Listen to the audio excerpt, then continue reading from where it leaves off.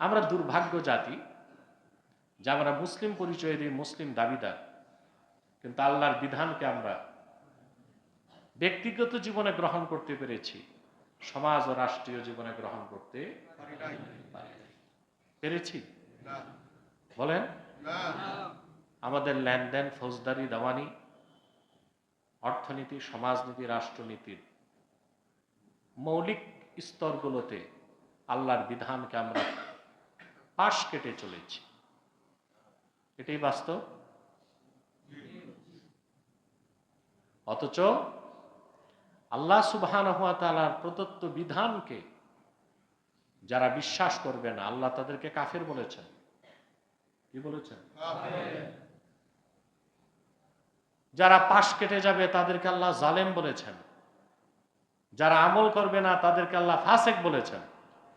ওয়ামান লাম ইয়াহকুম বিমা আনজালাল্লাহু ফাউলাইকা হুমুল ফাসিকুন ওয়ামান লাম ইয়াহকুম বিমা আনজালাল্লাহু ফাউলাইকা হুমুজ জালিমুন ওয়ামান লাম ইয়াহকুম বিমা আনজালাল্লাহু ফাউলাইকা হুমুল কাফিরুন। কে বলেছেন? আল্লাহ। আল্লাহর বিধান মোতাবেক যারা বিচার কার্য পরিচালনা করবে না, আল্লাহ এক জায়গায় বলেছেন তারা ফাসিক, আরেক জায়গায় বলেছেন জালেম, আরেক জায়গায় বলেছেন কাফের। আমার দেশে যারা পশ্চিমা রাজনীতি করে, তথাকথিত গণতন্ত্রের ধারক বাহক, এদের অধিকাংশই শরীয়তের বিধান বা আল্লাহ প্রদত্ত কোরআনী আইনকে বিশ্বাসী করে না। বর্তমান যুগে তারা এটাকে অচল মনে করে।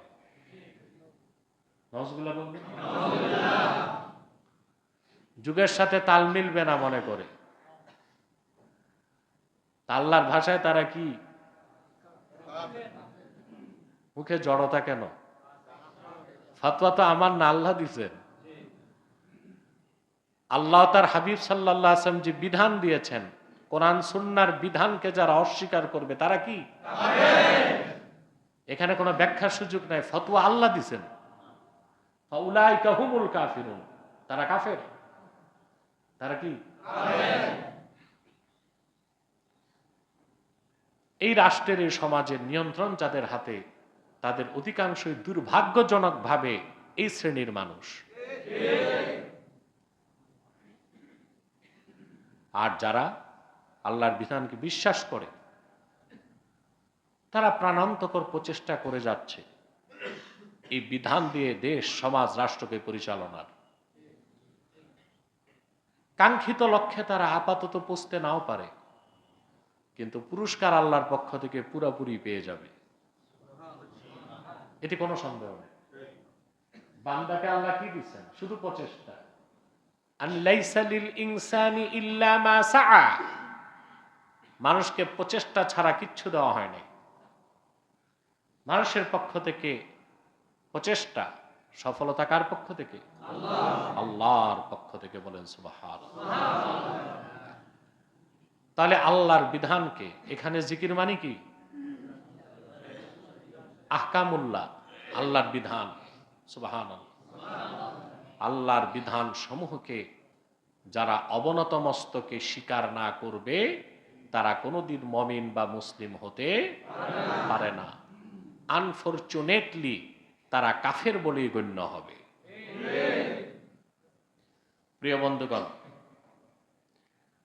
আল্লাহর বিধান কখনো অচল হয়? সূর্য আল্লাহর বিধান মানতেছে, কোনো ব্যত্যয় নাই। চাঁদ আল্লাহর বিধান মানতেছে, কোনো ব্যত্যয় নাই। জোয়ার ভাটা, বাতাসের প্রবাহ, তরুলতা, বৃক্ষলতা, নদী নালা, গ্রহ নক্ষত্র, নিহারিকা, গ্রহপুঞ্জ, গ্যালাক্সি, সবকিছুই তো তার বিধান মানছে। অতএব মানুষ যদি ওনার বিধান মানে, মানুষ সবচেয়ে ভালো থাকবে, সবচেয়ে ভালো থাকবে। বাংলাদেশি ইসলামী শরিয়ার বিরুদ্ধে প্রচারগুলো করে বুদ্ধিজীবীরা। কারা? এদের তো কাজকর্ম নাই। মাছ বিক্রি করে খায়, তারে কি বলে? মৎস্যজীবী। কৃষি কাজ করে যে চলে, বুদ্ধি বেচে যে চলে, এগুলো যে টক শোতে যায়, এদের কাজ আছে নাকি? আমাকে কত চ্যানেল, টিভি চ্যানেল ডাকে 10 মিনিট সময় দিতে, আমার এই টাইম নেই। আমি বলছি যেতে 4 ঘন্টা, আসতে 4 ঘন্টা, 8 ঘন্টা টাইম কই আমার? কথা বলে।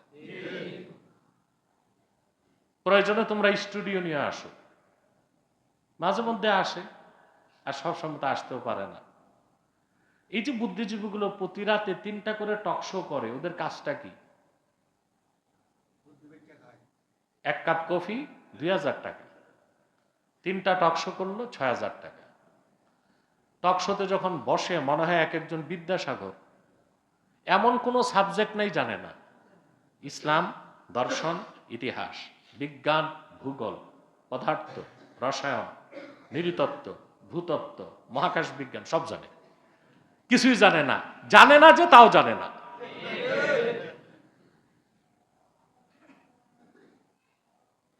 এসব মূর্খ বুদ্ধিজীবীগুলো ইসলামের ইতিহাস, ইসলামের মৌলিক বিশ্বাস, ইসলামের আইন ও কানুন সম্পর্কে অজ্ঞ। তারা সবকিছু সমাধান চায় গণতন্ত্রে, অথচ এই গণতন্ত্রই পৃথিবীতে সবচেয়ে বড় অভিশাপ হয়েছে। 1776 সালে আমেরিকা স্বাধীন হলো, ঠিক না? সেখানে গণতন্ত্র প্রতিষ্ঠিত হলো জর্জ ওয়াশিংটনের মাধ্যমে। প্রায় 250 বছর হয়ে যাচ্ছে গণতন্ত্রের ইতিহাস। এই 250 বছরে আমেরিকা 200-র বেশি যুদ্ধ করছে। এ হচ্ছে গণতন্ত্রের উপকারিতা। কথা বুঝলেন না? গণতন্ত্রের 200-র বেশি যুদ্ধ করেছে। এর মধ্যে প্রথম বিশ্বযুদ্ধ গেল, দ্বিতীয় বিশ্বযুদ্ধ গেল, আমেরিকা ভিয়েতনামের যুদ্ধ করলো, আফগানিস্তানের যুদ্ধ করলো, উত্তর কোরিয়ার সাথে যুদ্ধ করলো, সিরিয়াতে যুদ্ধ করলো। এই হচ্ছে গণতন্ত্র। গণতন্ত্র মানেই হচ্ছে মানুষকে ধোঁকাবাজি করে, প্রতারণা করে শাসন করা, আর সমস্ত সম্পদকে লুণ্ঠন করে ধনিক শ্রেণীর হাতে তুলে দেওয়া। গরিব আরো গরিব হয়, ধনী আরো। আমরা এই বাংলাদেশে গণতন্ত্রে কি পেয়েছি? অশ্বডিম্ব, কিচ্ছু পাইনি। সবাই গণতন্ত্রের কথা বলে। গতকাল স্বরাষ্ট্রমন্ত্রী বলেছে বাংলাদেশ থেকে বিগত 16 বছরে 30 লক্ষ কোটি টাকা বিদেশে পাচার হয়েছে। কত? 30 লক্ষ কোটি টাকা। 30 লক্ষ কোটি টাকা বিদেশে পাচার হয়েছে। যারা পাচার করছে সব গণতন্ত্রের উপর বিশ্বাসী ছিল, তাদের ভাষায় তারা গণতন্ত্রেই চলেছে। তারপর যারা এসেছে তারাও গণতন্ত্র, এখন যারা আছে তারাও গণতন্ত্র। জাতির ভাগ্যের তো পরিবর্তন হয় নাই। আল্লাহর বিধান ছাড়া, আহকামে শারঈয়া ছাড়া কোন রাষ্ট্র কল্যাণ রাষ্ট্র হতে পারে না, কোন জাতির মুক্তি নিশ্চিত হতে পারে না। আমেরিকার থেকে মানুষ স্বাধীন? কথা বলে। জনগণ যা চায় তা হয়? যখন জনগণ চাইল গত বছর কমলা হ্যারিসকে, কিন্তু সেখানকার ডিপ স্টেট চাইল ট্রাম্পকে। মানে পাগলাটাকে দিয়া যা করানো যাবে, কমলা হ্যারিসকে দিয়ে তো তা করানো যাবে না। আসলো পাগলাটা, বসলো। তো কোথায় জনগণের ভোট? কোথায়? গণতন্ত্রটি একটা ভাওতাবাজি, পুরো ভাওতাবাজি। ব্রিটেনে গণতন্ত্র দেখেন, পিছন থেকে তার কলকাঠি নাড়ে রাজ পরিবার। সেখানেও রাজতন্ত্র আইওয়াস করতেছে যে গণতন্ত্র আছে। পৃথিবীর কোথায় গণতন্ত্র আছে? রাশিয়াতে পুতিন যে একবার বসছে, আর নামার নাম নেই। নির্বাচন হয় প্রতি 7 বছর পর পর। এরদোগান বসেছে তুরস্কে, কত বছর, যুগ পার হয়ে যাচ্ছে। সবাই গণতন্ত্রের কথা বলে। গণতন্ত্রটাই একটা ভাওতাবাজি, মূর্খদের শাসন, মানুষকে শোষণের হাতিয়ার। আল্লাহর বিধান ছাড়া মানব জাতির মুক্তির কোনো ব্যবস্থা থাকতে পারে না। এই বিশ্বাস যার থাকবে না সে মুসলিম হতে পারে না। আল্লাহর বিধান দিয়ে দেশ চলবে আমরা করতে পারি না, এটা আমাদের ব্যর্থতা। কিন্তু আমাদের ন্যারেটিভ, আমাদের বয়ান থেকে সরতে পারবো? বয়ান থেকে সরা যাবে না। আদর্শের উপর অটল এবং অবিচল থাকতে হবে। ফলাফল কবে আসবে তা তো আমি জানি না। আপনারা জানেন, সেলজুকরা যখন বিশ্ব শাসন করেছে, সালতানাতে সালজুকিয়া, সে সময় পশ্চিমা খ্রিস্টানরা ক্রুসেড যুদ্ধের নামে বাইতুল মুকাদ্দাস হামলা করেছে। বুঝতে পারছেন? প্রতিহত করছে সেলজুকরা, সফল হয় নাই। প্রথম হামলার পরই খ্রিস্টানরা 60,000 মুসলমানকে শহীদ করছে। এই যুদ্ধ চলেছে 212 বছর। কত বছর? 212 বছর।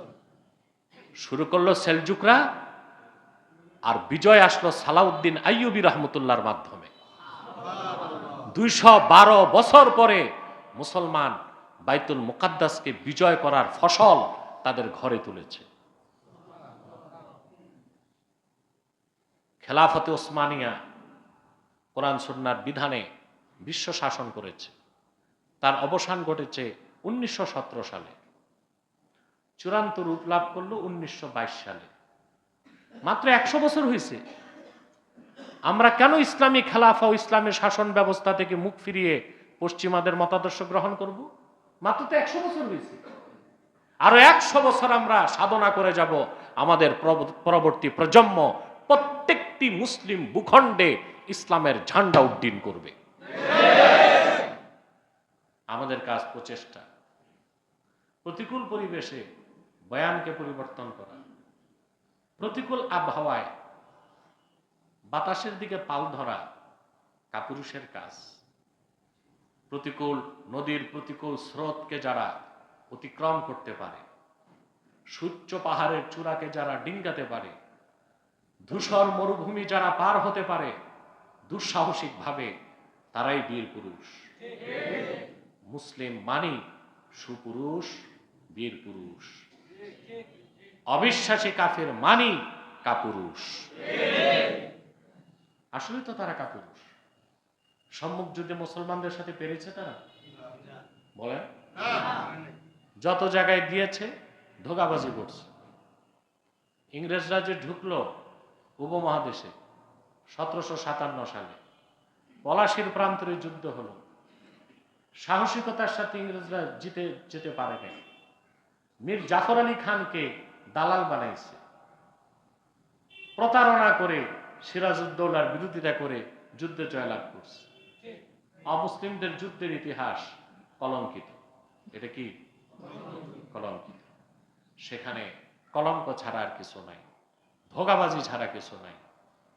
প্রিয় ভাইরা, সেজন্য আল্লাহ তাআলা বলেন, ইন্নামাল মুমিনুনা আল্লাযীনা ইযা যুকিরাল্লাহু ওয়াজিলাত কুলুবুহুম।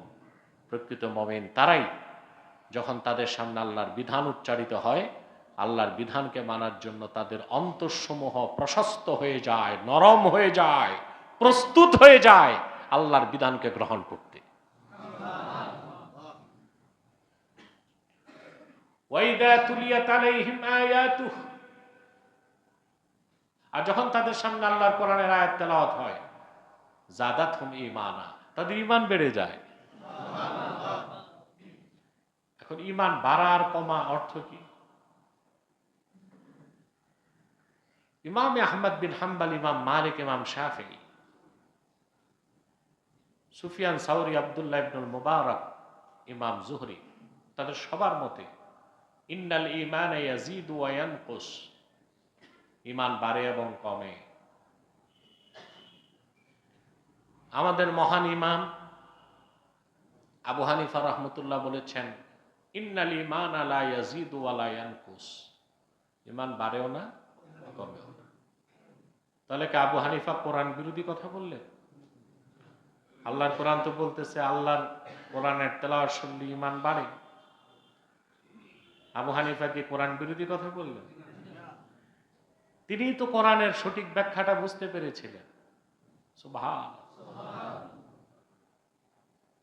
ইমাম আজম যত বেশি কোরআন শরীফ তেলাওয়াত করতেন, পৃথিবীর ইতিহাসে অন্য কোন ইমাম এত বেশি তেলাওয়াত করছেন পাওয়া যায় না। সুবহানাল্লাহ। প্রত্যেক রমজানে তিনি 60 খতম কোরআন তেলাওয়াত করতেন। ইমাম আজমের নজরিয়া ছিল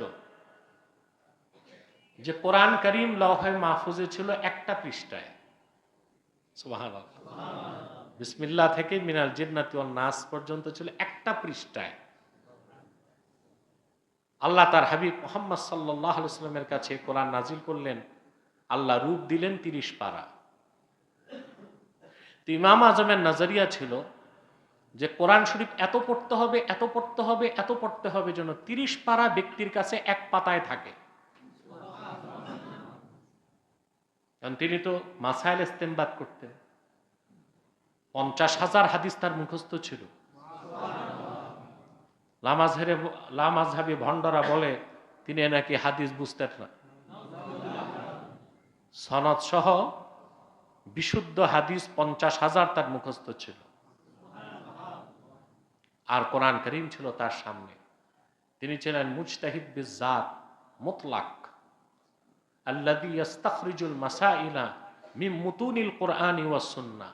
সরাসরি কোরআন হাদিস থেকে মাসালা বের করতেন ইমাম আজম আবু হানিফা। তিনি প্রথম টপকার মুজতাহিদ। সাহেবে হেদায়া হচ্ছেন সপ্তম টপকার মুজতাহিদ। হেদায়া কিতাবটা কত উঁচু স্তরের কিতাব, তাও লেখা হয়েছে 1000 বছর আগে। কত বছর আগে? যিনি লিখছেন উনি সপ্তম টপকার মুজতাহিদ। ইমাম আজম প্রথম টপকার মুজতাহিদ। আমাদের দেশে কিছু মৌলবী সাহেব আছে, ঘুমটাওয়ালা মৌলবী সাহেব, রুমাল একখান টান দিয়া এই যে ফতুয়া দেয়, দলিল লাগে না তো, এরকম 1000 উত্তর দিতে সময় লাগবে। হ্যাঁ না, জায়েজ না জায়েজ, হুম হাম। Most famous scholar of Bangladesh নাম পেয়ে গেছে। উত্তরের কোনো আগা মাথা নেই। এই উত্তর দেওয়া তো সহজ, কিতাব পড়তে হয়। হ্যাঁ না, হুম হাম, জায়েজ না জায়েজ। এরা সরাসরি কোরআন হাদিস থেকে উত্তর দেয়, অথচ এরা সপ্তম টপকার মুজতাহিদ। সাহেবে হেদায়ের লেখা হেদায়া কিতাবটাও ভালো করে পড়তে পারবে না। ইমাম আজম বলেছেন ঈমান বাড়েও না কমেও না। অন্য ইমামদের সাথে তার কথার কোনো বৈপরীত্য নাই। বক্তব্যটা হচ্ছে ইন্না আসলাল ঈমান লা ইয়াজিদু ওয়া লা ইয়ানকুস। মূল যে ঈমান, আসল ঈমান, এটা বাড়েও না কমেও না। ওয়ালাকিন্না নূরাল ঈমান ইয়াজিদু বিত-তাআ ওয়া ইয়ানকুসু বিল মাসিয়া। কিন্তু নেক আমল করলে ঈমানের নূর বাড়ে, গুনার কাজ করলে ঈমানের নূর কমে। সুবহানাল্লাহ। এটা বুঝলেন? আসল ঈমানটা বাড়েও না কমেও না, ঈমানের নূর বাড়ে কমে। এটার চমকপ্রদ ব্যাখ্যা করেছেন আমাদের মহান নেতা শাহ ওলিউল্লাহ মুহাদ্দিস দেহলভী রাহমাতুল্লাহি আলাইহি হুজ্জাতুল্লাহিল বালেগা কিতাবে। এটা এক ইসলামের উপর মহা দর্শন, হুজ্জাতুল্লাহিল বালেগা। আমার দেশের বুদ্ধিজীবীদের উচিত এই কিতাবটা পড়া, যদি আরবি পড়তে পারবে না, কারণ কায়দা বগদাদিও তো পড়ে নেই। আর শাহ সাহেব রহমতুল্লাহ আজামি ছিলেন, কিতাব লেখছেন কঠিন আরবি ভাষায়, হুজ্জাতুল্লাহিল বালেগা। মাওলানা সাইদ আহমদ পালনপুরি রহমতুল্লাহ এটার অনুবাদ করছেন রাহমাতুল্লাহিল ওয়াসিয়া নামে। এটা একটা উপকার হয়েছে আলেমদের জন্য, কারণ বিষয় তো জটিল, কঠিন বিষয়। হুজ্জাতুল্লাহিল বালেগা কিতাব কেউ যদি মনোযোগ সহকারে পড়ে, সে নাস্তিক হবে না, জিন্দিক হবে না, বেঈমান হবে না। ঈমানের নূর তার বেড়ে যাবে বহু গুণ। তিনি এমন ভাবে বইটা সাজিয়েছেন, কিতাবুল ঈমান, কিতাবুত তাহারাত, কিতাবুস সালাত, কিতাবুল হজ। সুবহানাল্লাহ। কোরআন হাদিসের আয়াত ও হাদিসের দাকায়েক লাতায়েফকে তুলে ধরছেন।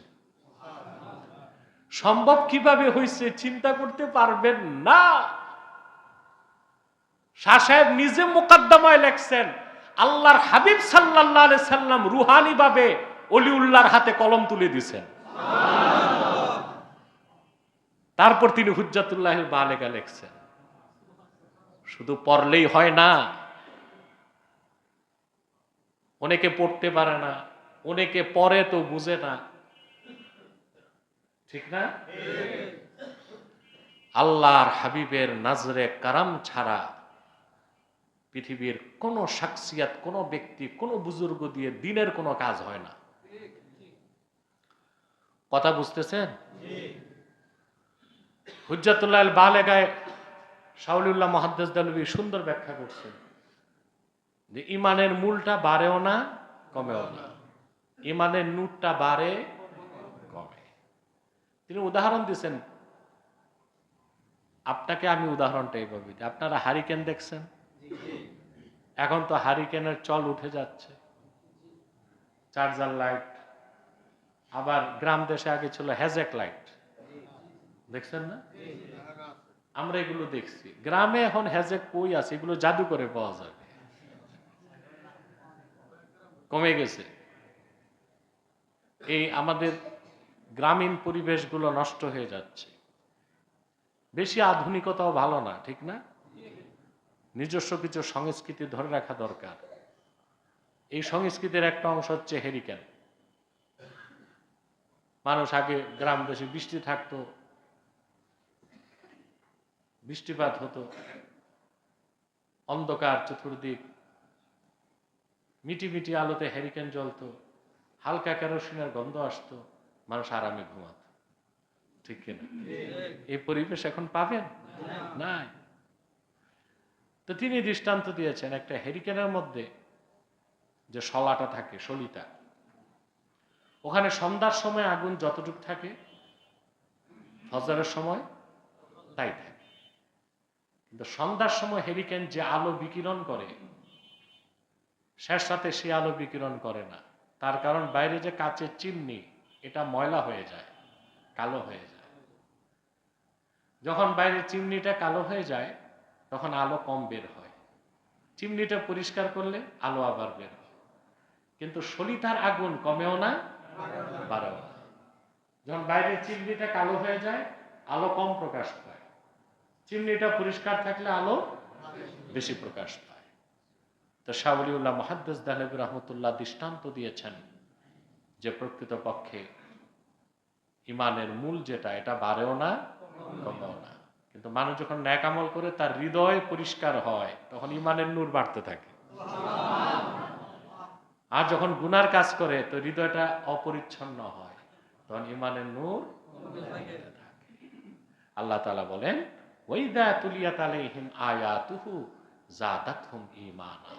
যখন তাদের সামনে আল্লাহর কোরআনের আয়াত তেলাওয়াত হয় তখন তাদের ঈমান বেড়ে যায়। সুবহানাল্লাহ।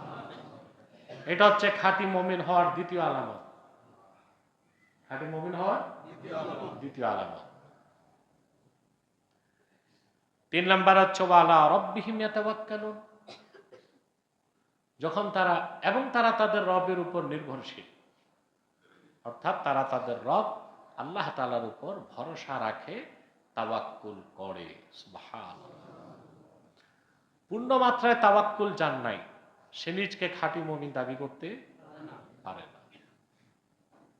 আল্লাহ তাআলা কোরআন কারীমে বলেন, কুল লা ইউসিবানা ইল্লা মা কাতাবাল্লাহু লানা হুয়া মাওলানা ওয়া আলাল্লাহি ফালিয়াতাওয়াক্কালিল মুমিনুন। প্রিয় হাবিব সাল্লাল্লাহু আলাইহি ওয়াসাল্লাম, আপনি বলুন মানব জাতিকে,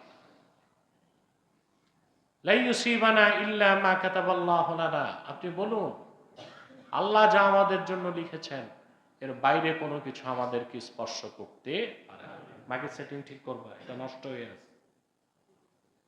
ইকো কেন বাড়াই দিয়ে গেছে? ইকো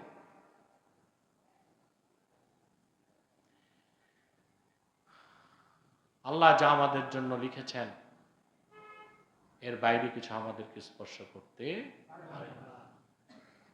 তিনি আমাদের অভিভাবক। ওয়ালাল্লাহি ফালিয়াতাওয়াক্কালিল মুমিনুন। আর মুমিনরা যেন আল্লাহর উপর ভরসা রাখে। সুবহানাল্লাহ। এই তাওয়াক্কুল, আল্লাহর উপর ভরসা, যার ঈমান ও তাকওয়া যত বেশি হবে আল্লাহর উপর তার ভরসা তত বেশি হবে। আল্লাহ তাআলা কোরআন কারীমে 25 জন পয়গম্বরের ইতিহাস তুলে ধরেছেন। কতজন? নবীগণ বিপদের সময় কিভাবে আল্লাহর উপর ভরসা রাখতেন, দৃষ্টান্তগুলো আল্লাহ কোরআনে তুলে ধরেছেন। হযরত ইব্রাহিমের কথা আল্লাহ তাআলা বলেন, নমরুদ যখন হযরত ইব্রাহিমকে অগ্নিকুণ্ডে নিক্ষেপ করবে, ওনার হাত পাও বেঁধে কাঠের কামানে বসায় দেওয়া হলো। রশি ঘুরছে, রশি কাটতেই তিনি ছিটকে আগুনে যাবেন। জিবরিল চলে আসলো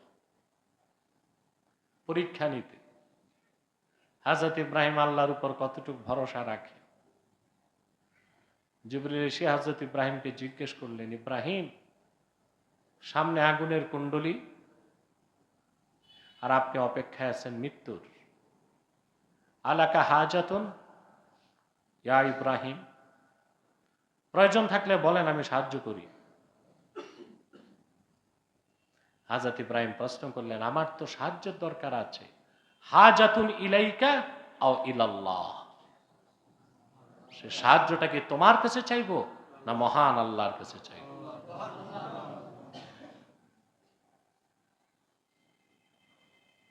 রশি কেটে দেওয়া হলো, ছিটকে তিনি চলে গেলেন আগুনে। আগুন স্পর্শ করার আগে তিনি পড়তে লাগলেন, হাসবি আল্লাহু ওয়া নি'মাল ওয়াকিল, আল্লাহ তাআলাই আমার জন্য যথেষ্ট, তিনি সর্বোত্তম অভিভাবক। তাওয়াক্কুল করলেন কার উপর? আল্লাহ তাকে সেই আগুন থেকে পরিত্রাণ দিলেন। সুস্থ দেহে খুশি মনে আগুনের কুণ্ডলী থেকে তিনি বেরিয়ে আসলেন।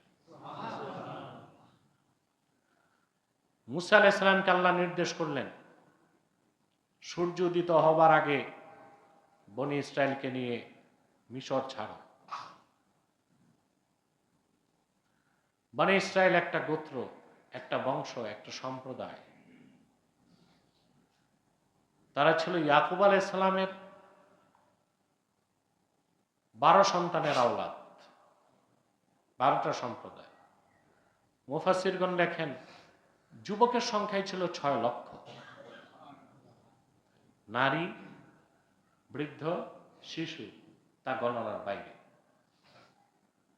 ফেরাউন খবর পেয়ে গেল মুসা ভাগতেছে, 80,000 ঘোড়সওয়ার সৈন্য নিয়ে সে পিছনে অগ্রসর হল। মুসা আলাইহিস সালাম বনি ইসরায়েলকে নিয়ে সাগরের পাড়ে আসলেন। বিশাল সমুদ্র, মাঝখানে যে সমুদ্রটা ছিল বাহার কালজুম, বাহার কালজুম 10 মাইল প্রশস্ত। কত? নৌকা নাই, ব্রিজ নাই, চিন্তায় আছেন কিভাবে পার হব।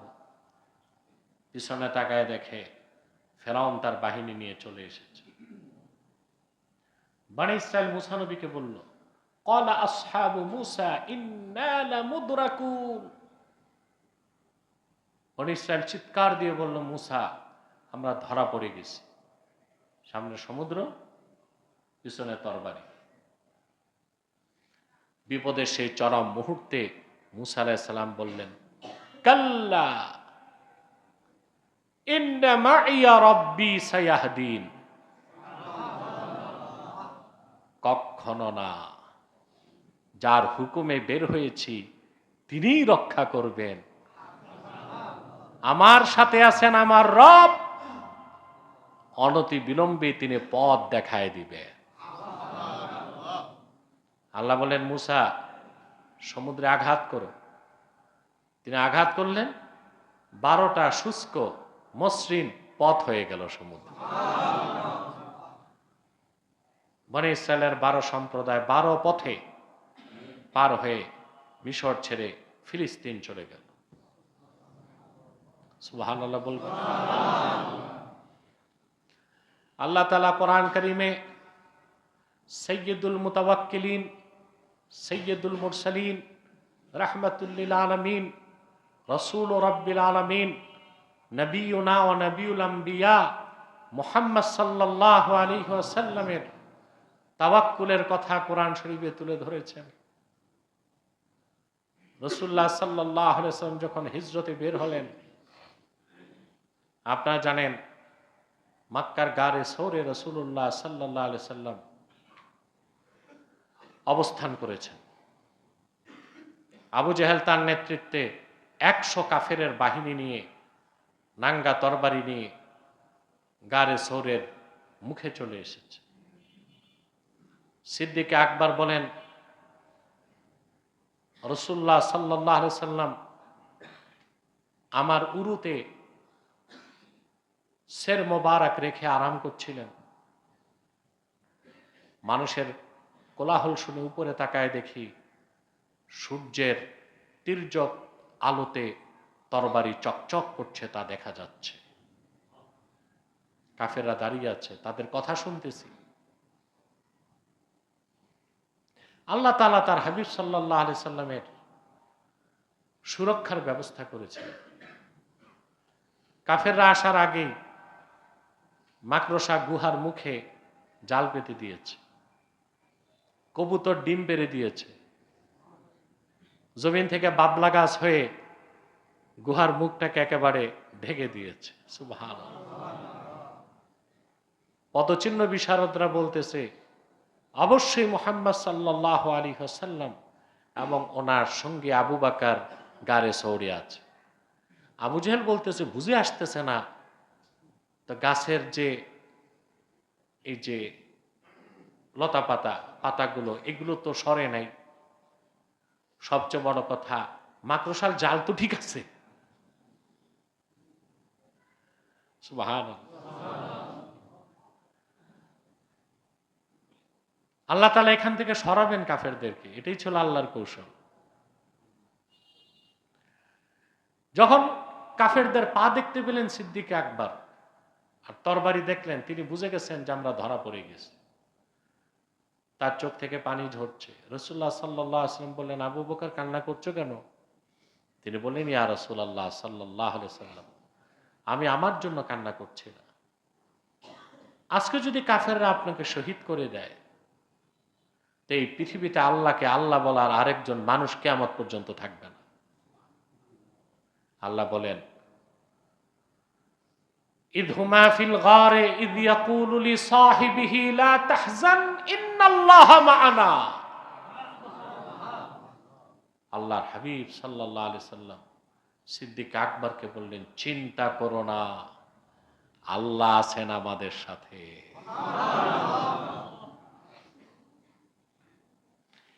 ইমাম বাইজাবি নুকতা চিনি করেন, তিনি বলেন মুসা নবী যখন বিপদের মুহূর্তে আল্লাহর উপর ভরসা করছেন, তিনি বলছেন ইন্না মাইয়া রাব্বি, নিশ্চয় আমার সাথে আছেন আমার রব।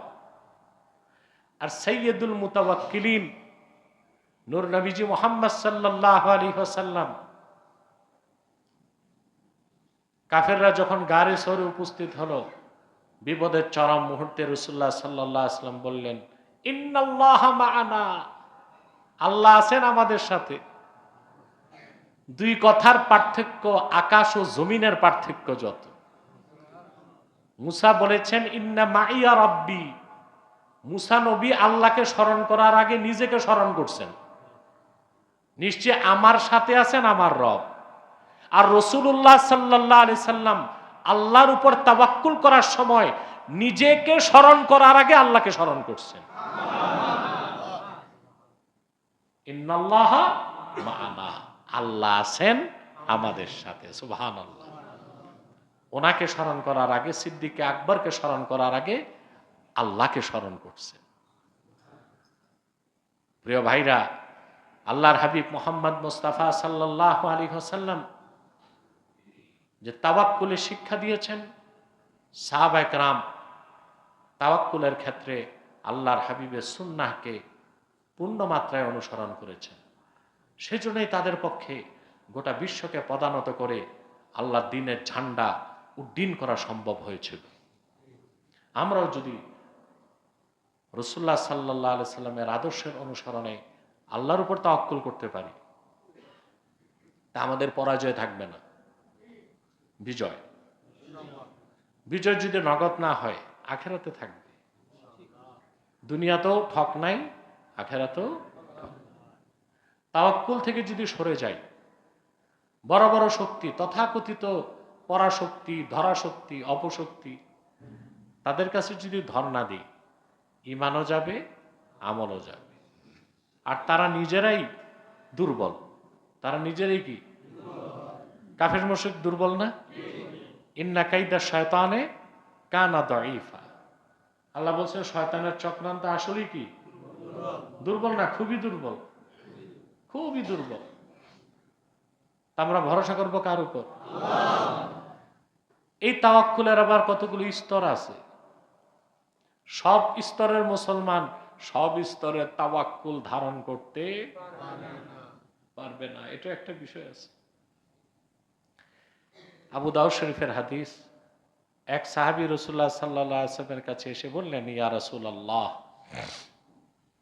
সাল্লাল্লাহু আলাইহি ওয়াসাল্লাম, আমি উট বাঁধি নাই, আল্লাহর উপর তাওয়াক্কুল করছি। আল্লাহর হাবিব বলেন, আগে উট বাঁধো, তারপর তাওয়াক্কুল করো। তোমার কাজ তুমি করো, আল্লাহর কাজ আল্লাহ করে। তাওয়াক্কুল করতে হবে উট বেঁধে, উট বেঁধে। আবার সাহাবায়ে কেরামকে রাসূলুল্লাহ সাল্লাল্লাহু আলাইহি ওয়াসাল্লাম চূড়ান্ত পর্যায়ের তাওয়াক্কুল শিক্ষা দিয়েছেন, যার উপর আর তাওয়াক্কুলের স্তর নাই। আল্লাহর হাবিব সাল্লাল্লাহু আলাইহি ওয়াসাল্লাম সাহাবায়ে কেরামকে বললেন, লাউ আন্নাকুম তাওয়াক্কালতুম আলাল্লাহি হাক্কা তাওয়াক্কুলিহি লা রাযাকাকুম কামা ইয়ারযুকুত তায়র। তোমরা যদি আল্লাহর উপর যতটুকু তাওয়াক্কুল করা দরকার ততটুকু করতে পারতে,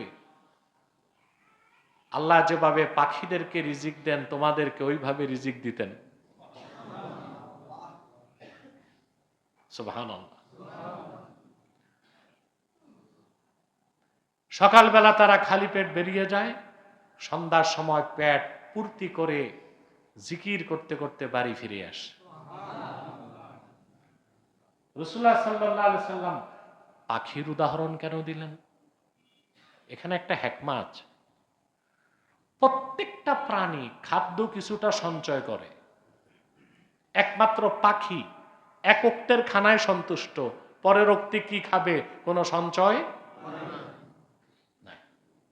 একটা বাঘ হরিণ শিকার করছে, কিছু খায়, কিছু সন্তানদের জন্য রাখে। এই যে ছোট্ট পিপিলিকা, পিঁপড়া বলেন, 6 মাসের খাবার স্টক করে। কয় মাসের? হায়াতুল হাইওয়ান কিতাবে আসছে, পিঁপড়ার ওজন যতটুক তার চেয়ে 13 গুণ বেশি ওজন সে বহন করতে পারে। কত গুণ? 13 গুণ। আপনার ওজন যদি হয় 2 মণ, তা আপনি 26 মণ মাথায় নিতে পারবেন? পিঁপড়া পারে।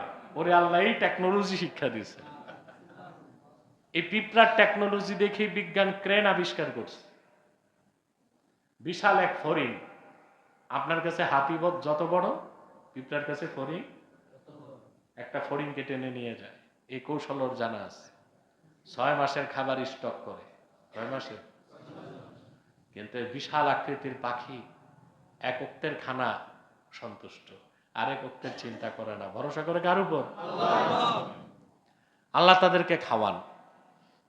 না খেয়ে পাখি মরছে আমি জীবনে শুনিনি। আপনারা শুনছেন? শীতকালে সাইবেরিয়াতে প্রচন্ড শীত থাকে, আল্লাহ এমন কিছু বুদ্ধি শিখায় দিলেন, সেই শীতকালীন অঞ্চলের পাখিগুলো 10 থেকে 11,000 কিলোমিটার পথ পাড়ি দিয়া বাংলাদেশে এসে মিঠা পানির মাছ খায়। কে পথ দেখালো? ওদের কাছে তো জিপিআরএস নাই, রাডার নাই। একটা প্লেন যে আকাশে উঠে, এটিসি এয়ার ট্রাফিক কন্ট্রোলের সাথে যোগাযোগ করে করে এক এক দেশ পার হয়। বাংলাদেশের এটিসি থেকে নির্দেশনা পেয়ে প্লেনটা চলে যায়, মনে করেন অস্ট্রেলিয়া যাবে, তারপর বার্মার এটিসি, তারপর থাইল্যান্ডের এটিসি, তারপর সিঙ্গাপুরের এটিসি, তারপর ইন্দোনেশিয়ার এটিসি, তারপর অস্ট্রেলিয়ার এটিসি। সবার সাথে যোগাযোগ মেনটেন করে তাকে চলতে হয়। কিন্তু ক্ষুধার্ত পাখিগুলো সাইবেরিয়া থেকে ঝড় তুফান বৃষ্টি বাদল উপেক্ষা করে বাংলাদেশে চলে আসে, ওদের কোনো অ্যাক্সিডেন্ট হয় না, কোনো ইনসিডেন্ট ঘটে না, মনটা ভৈরা খাওয়া বাংলাদেশের মিঠা পানির মাছ খেয়ে পরিতৃপ্তি নিয়ে আবার দেশে ফিরে যায়। রিজিক দেন কে? সেজন্য রাসূলুল্লাহ সাল্লাল্লাহু আলাইহি ওয়াসাল্লাম বলেছেন, তোমরা যদি আল্লাহর উপর যতটুকু তাওয়াক্কুল করা দরকার করতে পারতে, আল্লাহ তোমাদেরকে ওইভাবে রিজিক দিতেন পাখিকে যেভাবে দেন। খালি পেট তারা বেরিয়ে যায়, সকালে ভরা পেট সন্ধ্যায় ফিরে আসে। সুবহানাল্লাহ। আসুন এই বৈশিষ্ট্যগুলো অর্জন করে আমরা খাঁটি মুমিন হয়ে যাই। আল্লাহ আমাদেরকে কবুল করুন, আল্লাহ আমাদেরকে মঞ্জুর করুন। ওয়াখির দাওয়ানা আনিল হামদুলিল্লাহি রাব্বিল আলামিন। আসসালামু আলাইকুম ওয়া রাহমাতুল্লাহি তাআলা ওয়া বারাকাতুহু। সুন্নাত বাকি থাকলে পড়ুন।